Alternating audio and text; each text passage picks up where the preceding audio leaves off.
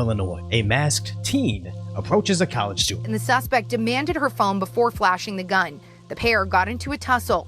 I was grabbing for maybe my phone, maybe the gun. The collapse of the West's social cohesion has reached an all-time high as of late in particular, being the focus of my channel, the dating market, which has gone from horrendous at best to all-out pointless at worst. Some would argue dating as a whole has reached a stage where straight men may be in nothing but a losing position in attempting to date women. The female SMV both in and out of the West has ballooned in value at an exponential rate, leading to women's rising expectations, while the straight male SMV has been on nothing more than a decline. This has reached such a critical point, the commercial media has begun to report on said male loneliness crisis. The difficulty of obtaining a partner for young men and the dangers associated with it have led to a generation of men, at least in the West, who see trying to find intimacy as purely a waste of time and effort. This notion is not without reason, as for one of the first times in human history, women have been able to select partners based on their own preferences.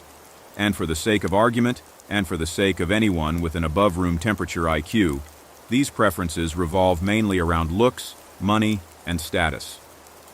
A factor often overlooked in the black pill sphere is the major difference in women's libido, particularly when it relates to the modern dating climate. Women naturally feel a base sense of disgust when thinking of the idea of sex with a man in general, and can only achieve a degree of sexual pleasure post-forming an emotional bond with a man. This bond being impossible to form with a man if said female does not find him attractive. This overall idea is demonstrated with the fact that women that do have options as to whom they have intercourse with and how often tend to rarely engage in intercourse with said partners.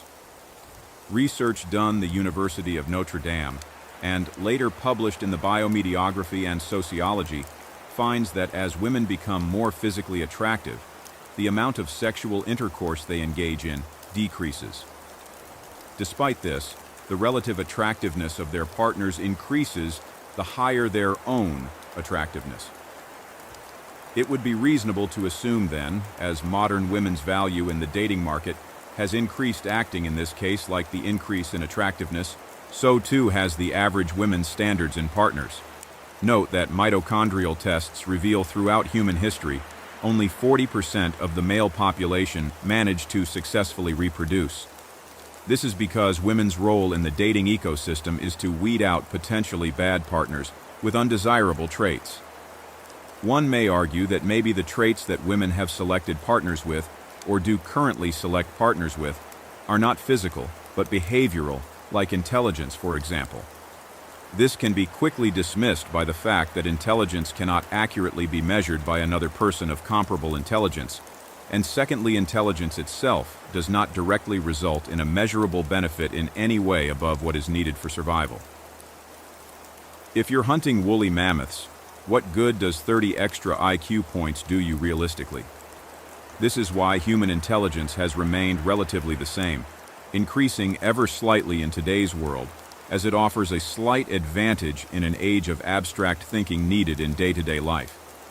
Yet our appearance has changed drastically. Our preferences as people reflect our biology first and our upbringing secondly. But I wish to highlight the difficult position younger men face in the West, as this is still being ignored purely due to the modern narrative of men being violent creatures who lack remorse for the vulnerable. What we are seeing in the modern dating market is not a result of technology, but an unearthing of inevitable human nature.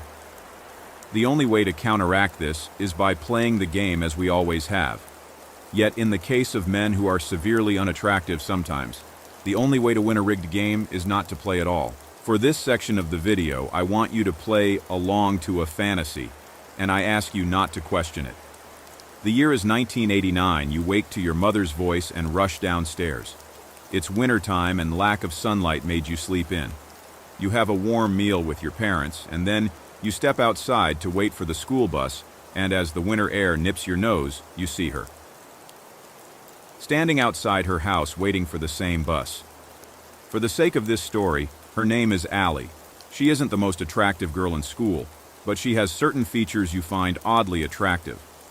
Due it being 1989, odds are not many boys in your town have even spoken to her romantically. She has never been barraged with DMs on Snapchat or Instagram and doesn't have a million likes on Tinder. The connection you have formed with her is based of her social reputation and behavior, not the size of her ass. You leave for school as usual and you enjoy working hard in school, knowing you will be able to get a great job and a great house when you grow up as long as you work hard. After school, your friends from the wrestling team meet you before practice discussing all manner of things, mainly a party that will happen for the wrestling team this weekend. You ask Allie's cousin, who is a close friend of yours, if she will be there. She will, and he has spoken to the other girls who will be at the party to attempt to ship the two of you together. Wrestling practice begins, and you see her there as beautiful as ever. You enjoy the rest of wrestling class, feeling an amazing feeling of accomplishment and progress. The weekend rolls around, and it is time for the said party.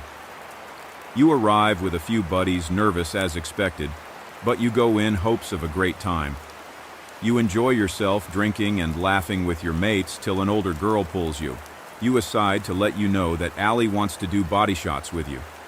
You go upstairs to find her with a bottle of vodka, shot glasses, and lemons.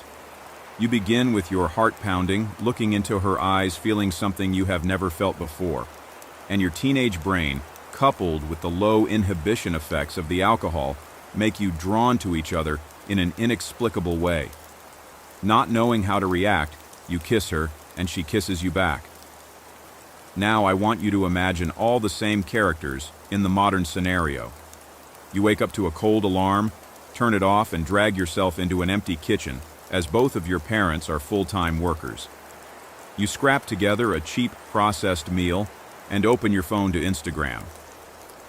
You have messaged 6 girls, with 4 leaving you undelivered, 1 unopened, and the last giving you a dry text. You scroll through stories and see Ally's story. She is in the gym dancing to some crappy TikTok song.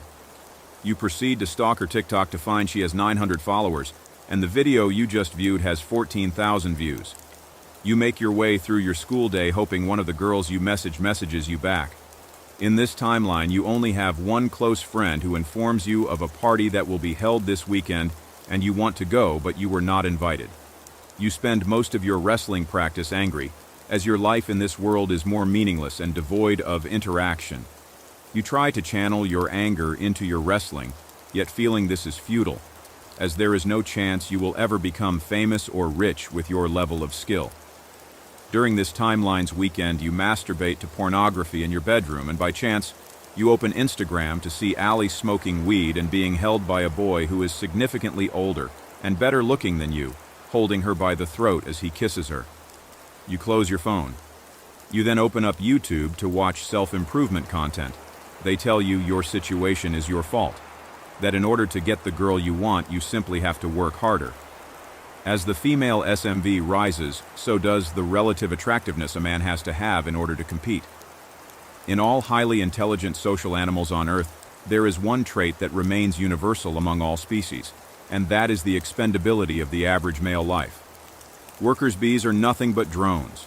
Not all male gorillas get to breed, and so on. Women's lives are still difficult in more ways than we can imagine, but what you do not understand is that the life satisfaction of the average male sits well below that of a woman, with only a small percentage of men sitting highest on the hierarchy of life satisfaction. And this is how it is with all things from wealth to dating success. Improving your looks is possible, and as so many of you have waited, I have delivered. The link in the description will allow you to purchase all the basic looks, maxing content, accurate face ratings, etc. But what I have also made available is one-to-one looks improvement programs with dating profile, setup, advice, Instagram profile setup systems, as well as one-to-one calls to discuss your exact situation. I know some of you will not agree with this, but understand, this high-value one-to-one work is very strenuous, so I need to be guaranteed some degree of compensation.